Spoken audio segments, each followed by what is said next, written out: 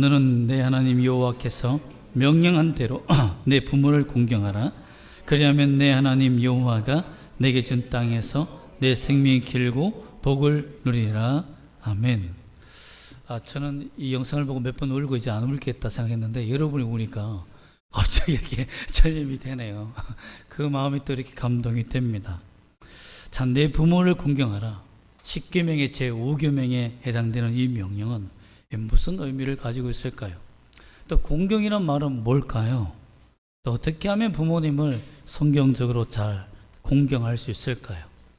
또 부모를 잘 섬기면 주시는 복이 있다고 했는데 이 복은 과연 어떤 의미인지를 우리가 살펴보기를 원합니다. 고대 시대부터 전 세계적으로 부모는 절대 권력을 가지고 있었습니다. 특히 고대 시대는 모계 계통이 많았어요. 여자들이 엄마가 권력을 갖고 있는 세력이 많았습니다. 왜냐하면 자녀를 낳아주니까, 그리고 자식을 키워주니까. 또 그런 또 과거에 또 여성들은 또 굉장히 또 강했습니다. 지금은 여성들이 참 팔이 가늘고, 아니 저는 목사님 저는 굵습니다 이런 분도 계시지만 발이 가늘고 이렇게 또 연약하고 또 이런 부분들이 많잖아요. 그런데 이런 모계 족장 시대를 차지하고 또 권력의 모습들을 많이 보였던 그런 시대가 있었죠. 어떻든 간에 남자든 여자든 간에 부모가 되면 그 자식을 양육하고 책임지고 국가를 책임질 일에 있어서 굉장한 권력을 많이 주었다는 겁니다. 근데 우리나라를 보면 참 우리가 효가 강하고 부모님을 사랑하고 섬기는 게 참 뛰어나잖아요. 근데 참 우리나라의 이 효 사상이 얼마나 뛰어났는지 일본도 질투할 따름이었죠.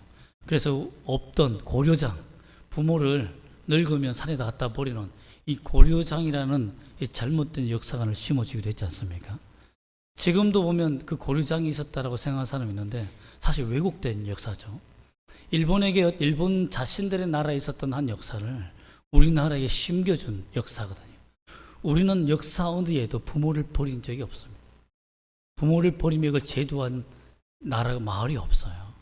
그럼에도 불구하고 그렇게 잘못된 왜곡하는 사상을 심겨준 이유가 뭡니까? 오히려 우리는 망해도 싸다, 정말 전쟁으로 말미암아 우리에게 식민지 당해도 당연하다라는 사상을 심겨주기 위한 일본의 속셈이었죠.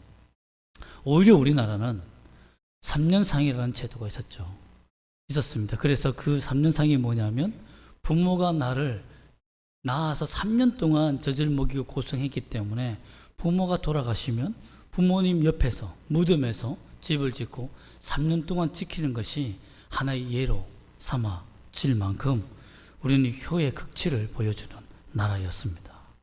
이 고대 성경이 기록되어 있는 이 고대 시대에서도 하나님은 부모에 대한 이 개념을 굉장히 강력하게 요구했습니다. 왜냐하면 이 부모는 하나님의 형상과 성품을 제공해주고 은혜를 베풀어주는 이런 놀라운 의미가 있는데요.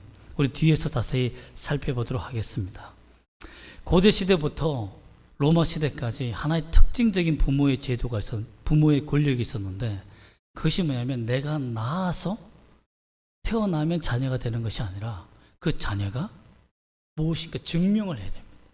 내가 자식이라는, 전쟁을 잘하든 똑똑하든지.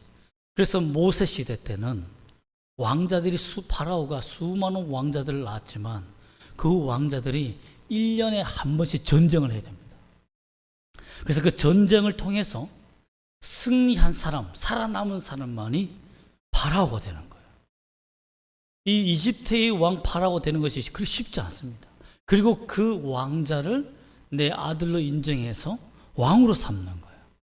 그러니 자식들이 얼마나 많이 낳아야 될 뿐만 아니라 또 살아남기 위해서 얼마나 치열하게 살아야 하는지 모릅니다. 그래서 아버지가 기뻐하는 거죠. 파라오가 이야 잘 자랐다. 그래 오늘도 전쟁에 승리했니.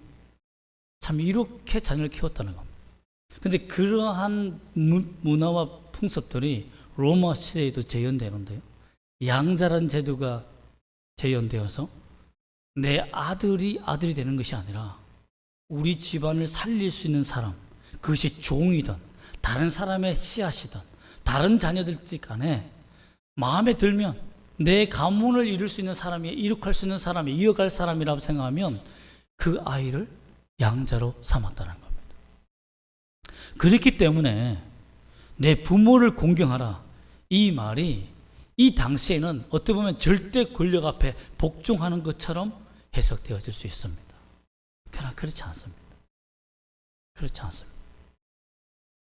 하나님께서 그때 그 부모는 자식을 학대하고 경쟁시키며 폭력적으로 키웠던 그 시대에 하나님께서 그 부모를 그렇게 공경하라 라고 말할 수 있겠습니까? 오늘날 부모와 사이가 나쁜 이유가 있지 않습니까? 또 부모 세대와 자식 세대가 더 나빠진 이유에 대해서 제가 많은 책자와 자료들 살펴보았는데요. 우리나라나 많은 시대나 공통적으로 부모와 자녀가 나빠진 이 계기가 뭐냐면 전쟁이라는 겁니다. 전쟁 때문에 부모님들이, 우리 부모 세대 부모들이 부모님을 잃어버리고 홀로 큰 사람들이 많은 거예요. 그리고 저희 부모님도 그렇지만 전쟁통에 아니면 여러 가지 나라의 어려움 때문에 정말 일찍 돌아가신다든지 어려움을 당한 그런 계통이 많았지 않습니까? 그러다 보니까 가정이 붕괴되고 또한 알코올과 여러 가지 폭력으로 말미암아 자녀를 학대하는 이런 배움에 대해서 제대로 제공받지 못하고 상담이나 인격적으로 어떻게 제공받지 못한 부모 세대 때문에 자녀들 사이에서, 부모와 자녀 사이에서 골이 깊어지는 사이가 생겼다라는 겁니다. 그래서 내 부모를 공경하라 이러면 굉장히 힘들고 어렵고, 오히려 아버지, 어머니 이러면 두려운 존재, 특히 아버지는 너무 두려운 존재로 살아왔다는 겁니다. 강남중앙교회 담임하고 있는 목사님은 어릴 때 알코올과 가정폭력으로 아버지가 그 집안을 전체를 완전히 입술했기 때문에 아버지 말만 들으면 사시나무듯이 들었다고 해요. 그 주일학교 다닐 때에 하나님을 아버지라 불러야 된다는 것이 너무 힘들었다는 거예요. 아버지는 소리가 안 나오는 거예요. 하나님을 아버지라 불러야 되는데 아버지라고 부르면 매일 술 먹고 와서 나를 두들겨 패는 그 아버지의 모습이 생각나니까 도무지 하나님을 공경할 수도 없고 또 내 부모를 공경하는 그 말이 받아들여지지 않는 거예요. 우리 부모 세대가, 저도 성도님들과 많이 상담을 하지만 부모 세대가 상담적으로 많이 혜택을 받지 못했기 때문에 그 상처를 치유할 수 있는 기회가 없어서 자기 나름대로 공동체가, 우리나라가 주는 그 주변의 사람들에게 사람들이 주는 풍습을 따라서 아이를 가르치다 보니까 여러 가지 잘못되어 인도하는 부분도 참 많았다고 봅니다. 부모를 공경하고 섬긴다는 거, 사랑한다는 거, 참 우리에게는, 어떤 사람에게는 굉장히 어려운 부분이 있을 수 있습니다. 그럼에도 불구하고 그 당시에 하나님께서 왜 제5계명을 주실 때 내 부모를 공경하라 라고 했을 때 어떤 조건을 달지 않았을까요? 하나님을 잘 섬기는 부모를 공경하라? 아니면 잘생긴 부모를 공경하라? 아니면 돈 많이 주는 부모를 공경하라? 이건 당연히 잘 되지 않겠습니까? 이런 부모를 공경하라. 착하고 선한 사람, 행동이 올바른 사람, 이렇게 하면 좋은데 무조건 내 부모를 공경하라. 이 말은 굉장히 우리가 하기 힘들다라는 것입니다. 그럼 이 의미가 뭘까요? 공경이란 말은 구약 성경에 딱 4번 나옵니다. 하나님에게 2번 쓰였고요. 부모에게 2번 딱 쓰입니다. 그 단어가 카베드라는 말인데 이 카베드는 헬라어로는 우리가 티마우라고 번역이 됐는데요. 둘 다 의미가 뭐냐면 우선순위를 두다. 가치를 두다. 이 사람에게, 이 대상에게 우선순위의 가치를 둔다는 말이 공경입니다.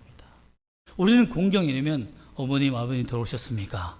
라고 하는 그런 인사로 안녕하십니까? 인사하고, 문안 인사하고, 이런 것이 하나의 공경이고, 부모를 잘 대접해주고, 이렇게 사랑해주는 이런 부분들을 공경이라 생각하지만, 내 인생의 가장 우선순위가 부모입니다. 라고 하는 것이 공경이라는 겁니다. 그러니 우리는 이 공경이라는 것을 지키기가 얼마나 어렵겠습니까? 하나님은 부모와 어떻게 보면 하나님께 쓰는 단어도 공경, 한 번은 공경하라, 한 번은 영화롭게 하라는 말로 쓰였는데요. 왜 부모에게도 공경하라는 말을 신에게 쓸 수 있는 말을 똑같이 썼을까요? 이 말은 하나님과 부모는 동등한 위치에 있다라고 알려주는 것입니다. 즉 신에게 쓸 수 있는 표현을 부모에게 쓴다라는 겁니다. 그만큼 존재 가치가 하나님은 굉장히 중요한 가치로 부모를 삼았다는 거예요. 보았다는 겁니다. 그 밑에 자녀들은 너무 불공평한데요 라는 사람도 있을지 모르겠습니다. 그러나 하나님의 시선은 부모를 볼 때 가장 귀한 가치, 신의 가치로 보았다라는 겁니다. 그 이유가 뭘까요? 아버지와 어머니의 단어에서 알 수 있습니다. 아버지는 히브리 말로 아바입니다. 아바. 엘로힘, 베트라는 두 단어가 합쳐져 있어요. 즉 베트는 뭡니까? 베틀레헴, 떡집이란 말이잖아요. 베트란 말은 집이란 말인데요. 엘은 바로 하나님을 말합니다. 그래서 엘, 베트 이러면 하나님의 집이라는 거예요. 아버지라는 의미는 뭐죠? 바로 하나님의 집이란 말입니다. 권력을 베풀고 통치를 하며 공의와 정의를 하수같이 베푸는 집이라는 거예요. 나라와 국가와 같은 의미가 있습니다. 즉 아버지 존재는 하나님께서 만드실 때에 하나의 국가로 만드신 겁니다. 하나님의 통치와 역사를 드러낼 수 있는 존재로 만드신 거예요. 그런데 어머니는 M이란 말입니다. 엘로힘, 마임 두 단어가 붙어져 있는데요. 마임이란 말은 물로도 해석되지만 말씀으로도 해석됩니다. 그래서 엘로힘 마임 이러면 하나님의 말씀이 되는 거예요. 즉 어머니의 역할은 뭐냐면 하나님의 말씀을 흘러내리는 존재라는 것입니다. 즉 하나님의 말씀을 전해주는 거예요. 즉 부모가 된다는 것, 아버지와 어머니가 된다는 것은 바로 하나님의 집에 그 말씀이 흘러나오는 것을 의미합니다. 그게 부모입니다. 그게 부모예요. 그렇기 때문에 하나님은 부모의 존재를 가장 우선순위, 왜냐하면 하나님의 인격과 성품과 하나님의 통치를 누구에게 보여주는 겁니까? 자식에게 보여줄 수 있는 하나님의 대리인이기 때문에 너무나 귀하게 보았다는 겁니다. 거기에 조건을 달지 않았다는 거예요. 물론 인간이 악할 수 있죠. 부족할 수 있습니다. 부모가 좋지 못한 환경 속에 좋은 인격이 아닐 수도 있습니다. 그러나 부모라는 그 존재 자체는, 아버지라는, 어머니라는 그 이름 자체는 하나님께서 가장 귀한 가치의 이름으로 만들어놨다는 겁니다. 그래서 자녀는 베트나임이라고 해서 그 벤은 아들을 말하는데요. 집을 지키는 지팡이, 집과 지팡이가 두 개 결합된 단어입니다. 그렇기 때문에 자식들은 어떤 역할이냐? 하나님의 성품, 하나님의 인격, 하나님의 집에 그 말씀이 풍요로워지는 것을 지키는 자입니다. 그렇기 때문에 여러분, 한 가정이 이루어진다는 이 의미는 하나님의 성품과 하나님의 통치가 자녀들로부터 자자대대손손 흘러내리게 하는 것이 뭡니까? 가문이요, 가족이다라는 겁니다. 이것을 우리가 알지 못했기 때문에 우리는 하나의 부모로서의 역할이 어떤 부모로서의 역할을 해야 되는지 모르니까 그냥 막 살게 되는 거예요. 나 중심으로 살게 되는 겁니다. 또는 자녀들은 부모가 어떤 존재인지 모르기 때문에 무시하고 경멸할 때가 있다라는 것이죠. 그러나 하나님은 부모는 나의 성품과 나의 통치를 보여주는 대리이다, 통로다. 그러면 너희는 공경하라, 우선순위로 두라 라고 한 것입니다. 그 의미는 뭐냐면 너희는 인생을 살아갈 때에 하나님의 말씀과 하나님의 통치를 가장 인생의 우선순위로 삼아야 된다는 그 의미를 부모를 세워서 명령하신 겁니다. 그렇기 때문에 우리가 부모님을 잘 섬겨야 되고 우리는 부모로서의 그 역할을 잘 감당해야 된다는 것입니다. 예수님은 또 놀라운 말을 했습니다. 마태복음 23장 9절에서는 땅에 있는 자를 아버지라 하지 말라. 너희 아버지는 한 분이시니 곧 하늘에 계신 이시니라 라고 하면서 우리가 이해되지 않는 말씀을 합니다. 이 한 구절만 띄어서 보면 이제부터 아버지를 아버지라 부르지 말아야 됩니까? 이렇게 생각할 수 있지만 그 문맥은 이렇습니다. 랍비나 지도자나 선생이나 아버지가 되려고 하지 말라. 이 말은 뭐냐면 가르치는 자가 되려고 하지 말라. 자꾸만 가르치고 설명하고 저도 설명 중에 그런 은사가 있는데 너무 크게 비우는 거 아닙니까? 그런 분이 있는데 맞습니다. 설명충이라는 그런 제가 참 그런 부분들이 있는데 아버지와 선생과 랍비의 지도자의 공통적인 특징이 뭡니까? 행동으로 가르쳐야 된다는 겁니다. 지식을 보여줘야 된다. 따라오게 만드는. 예수님께서도 오늘 우리가 새벽에도 말씀 묵상했지만 예수님이 습관을 따라서 기도하라. 그 제자들이 따르니라. 예수님을 보여주신 거죠. 기도하라, 기도하라, 기도해야 돼. 이것이 아니라 기도하는 모습을 보여주는 거죠. 어렵고 힘든 위기를 만났을 때 부모가 하나님 앞에 눈물 흘리며 기도하는 그 모습을 보여줘야 자식이 따라하지 않겠습니까? 저도 참 회개하지만 어릴 때는 그런 모습을 많이 보여줘서 현민이가 어릴 때요, 아기 때 식탁에 앉아서 혼자 제가 들어오면 막 찬송가를 펴놓고 뭐 젓가락 하나 들고 이렇게 막 지휘를 하면서 찬송을 했다고 합니다. 그래서 와, 참 천재 아니야? 이렇게 생각하고 했는데 지금은 아닙니다. 지금은 정상입니다. 그만큼 제가 잘 못 보여줬다라는 생각이 들기도 합니다. 여러분, 우리가 부모가 어떤 모습을 보여줘야 되느냐 너무 중요합니다. 그리고 자녀들은 부모님이 엎드려 눈물 흘리며 기도하는 모습을 보여줬다면 그 부모는 하나님의 모습을 보여주고 있는 부모이기 때문에 절대 무시해서는 안 됩니다. 여러분, 저는 가장 사악한 존재를 욕하는 존재라고 봅니다. 하나님의 형상에 대해서 욕을 하며 욕설을 퍼부으며 그 존재를 모욕하는 자는 가장 사악한 존재며 나는 예수 안 믿는다라고 저는 봅니다. 그만큼 확실하게 선포합니다. 그 이유가 뭐냐면 하나님의 형상을 모욕하는 것은 하나님을 직접 모욕하는 것과 똑같습니다. 마찬가지입니다. 하물며 하나님의 말씀과 지위인 그 권세를 누리고 있는 부모에 대해서 세상에 욕을 한다. 그래서 성경은 돌로 쳐라라고 한 겁니다. 그것은 부모를 욕한 게 아니라 하나님을 정면으로 욕했기 때문입니다. 그러면 여러분, 우리 자녀들은 잘 알아야 됩니다. 어떤 대상이든 욕하면 안 됩니다. 하물며 부모에 대해서 욕해서는 안 됩니다. 알겠습니까? 하지 않는 건 알겠죠. 우리 자녀들은 다행히도 욕은 하지 않으니까 다행이지만 여러분, 그렇습니다. 그러나 세상의 어떤 존재도 욕을 해서는 안 됩니다. 여러분, 잊지 말아야 됩니다. 내가 욕을 하고 있다는 것은 내가 하나님의 형상, 하나님을 직접 대항하여 욕한다는 것을 알아야 됩니다. 그러면 공경한다는 것은 무엇입니까? 내 부모를 공경한다는 그 계명은 어떤 의미입니까?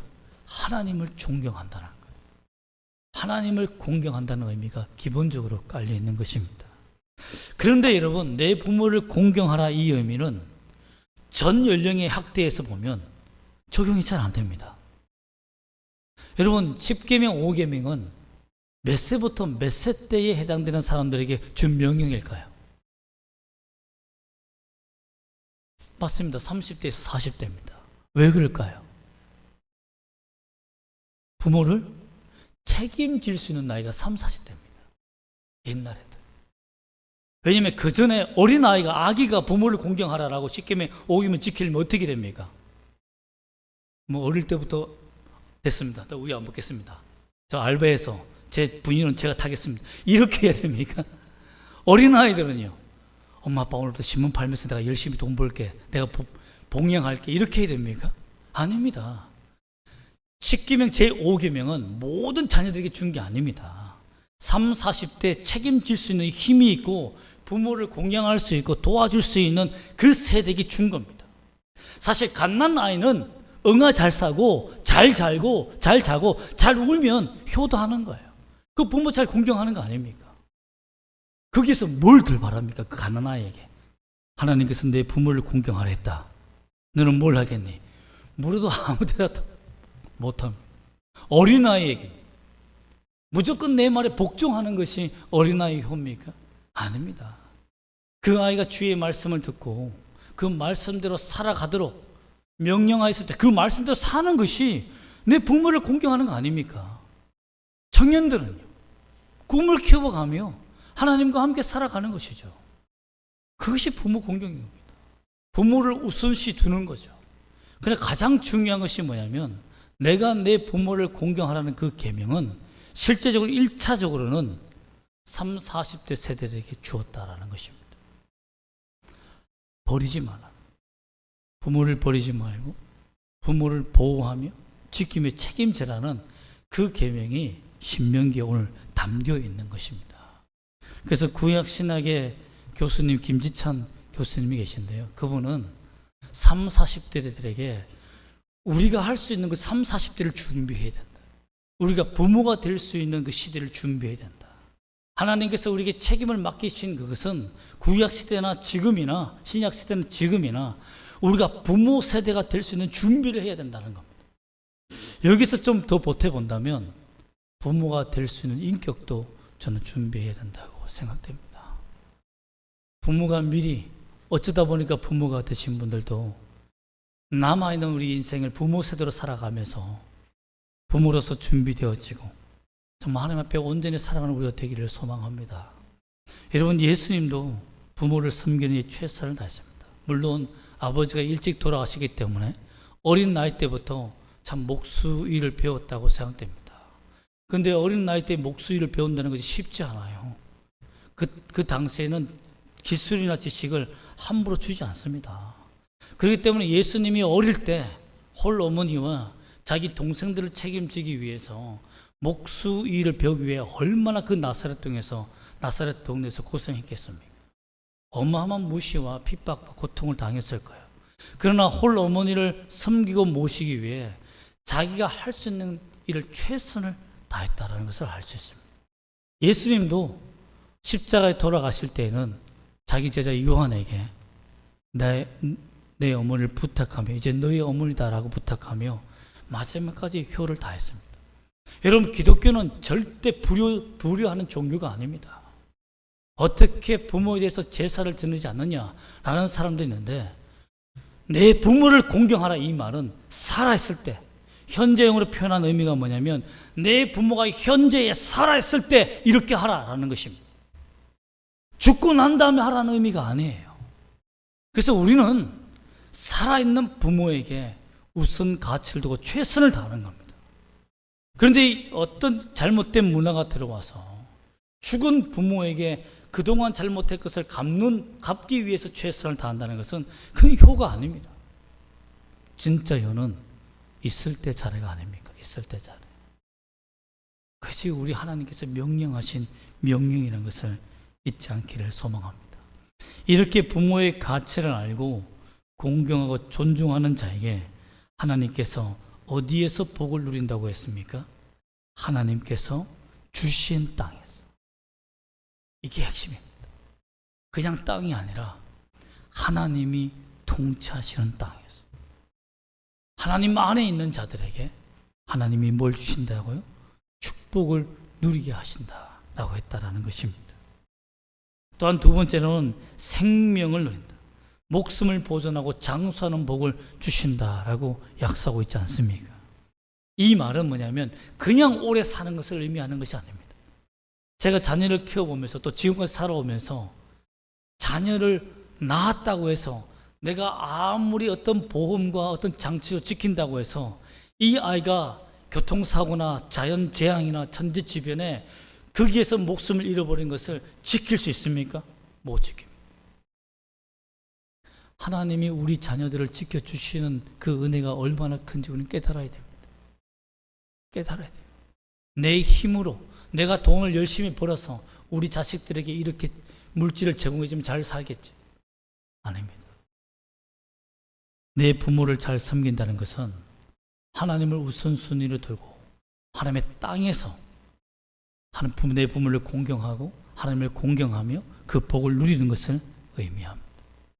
그렇기 때문에 하나님의 돌보심을 깨닫는 거예요. 내 부모를 공경한다는 것은 하나님의 돌보심을 깨닫는 겁니다. 내가 돌보는 것이 아니라 내 인생을 내가 사는 것이 아니라 하나님께서 나를 돌보신다는 것을 철저하게 깨닫는 것을 의미합니다. 우리 자녀들이 생각해 보십시오. 만일 지금 내 부모가 돌아가시고 내가 내 부모를 만날 수 없고 지금부터 나 혼자 살아가야 한다면 그럼 어떤 마음이 드시겠습니까? 부모를 공경한다는 것은 지금부터라도 내 부모를 우선순위로 두고 우리가 주님께서 주신 생명의 보장 안에서 서로 사랑하며 살아야 된다는 그 사명감을 느끼는 것이 내 부모를 공경하다라는 것입니다. 그럼 어떻게 우리 부모를 잘 공경할 수 있을까요? 배우고 준비해야 됩니다. 부모도 배워야 되고요. 자녀들도 부모가 되기 위해서 준비해야 됩니다. 그래서 하나님은 부모가 되어서 너희들이 이 세대에 수많은 세대에 자손을 낳으며 하나님의 영광을 전파하라는 명령을 우리에게 주지 않았습니까? 즉 말씀과 하나님의 말씀과 성품을 전파할 수 있도록 우리가 배우고 훈련해야 됩니다. 준비되어져야 됩니다. 또한 기도로 영적 수리를 받는 것이 중요합니다. 부모가 가장 우리가 오늘 말씀도 배웠지만 새벽에도 말씀을 배웠지만 기도의 가장 큰 유익이 뭡니까? 유혹과 시험에서 벗어나기 위해서 기도하라라고 주님 명령했습니다. 우리 자녀들이나 우리 부모들이나 내가 이 자녀들을 유혹과 미혹에서 벗어나게 하기 위해서 어떻게 해야 됩니까? 돈만 주면 됩니까? 사랑한다고 말만 해주면 됩니까? 좋은 학교 보내면 됩니까? 좋은 직장에 들어가면 됩니까? 좋은 결혼하면 됩니까? 아닙니다. 그들에게 기도로 심어주고 그들에게도 기도가 무엇인지를 배우게 하는 훈련을 해야 되는 거예요. 내가 기도함으로 부모가 기도함으로 말미암아 자녀들도 함께 기도할 수 있는 그러한 은혜가 있기를 소망합니다. 또한 주 안에서 순종하는 것을 배워야 됩니다. 에베소서 6장 1절과 골로새서 3장 20절에 공통적인 단어가 뭐냐면 주 안에서 자녀들아 주 안에서 너희 부모에게 순종해. 주 안에서. 주 안이란 말은 하나님의 시선으로 하나님의 생각이라는 의미가 포함되어 있습니다. 즉 내 부모를 볼 때 하나님 안에서 생각해라. 하나님의 시선으로 바라보아라는 것입니다. 하나님이 어떤 마음으로 내 부모를 공경하라고 했는지 즉 가장 완벽한 아버지는 누굽니까? 하나님 아버지라. 예수님께서 이 땅에 있는 아버지를 아버지라 부르지 말고 하늘에 계신 아버지를 내 아버지라 부르신 이유가 뭡니까? 진짜 참 성품을 전달해 줄 수 있는 참 은혜를 전해줄 수 있는 분은 누구다? 하나님뿐이다. 그 아버지의 성품을 너희가 닮아가라. 부모든 자녀든. 그리고 그 하나님을 우선순위에 들고 섬겨라 라는 의미가 있다라는 것입니다. 여러분 우리는 살아있을 때 우리 부모를 잘 섬기고 또 내가 부모가 되어서 하나님의 성품을 하나님의 말씀을 하나님의 집이 되어서 말씀이 되어서 자녀들에게 전달해주는 우리 모두가 되시기를 주 예수 이름으로 축복합니다. 아멘. 기도하겠습니다.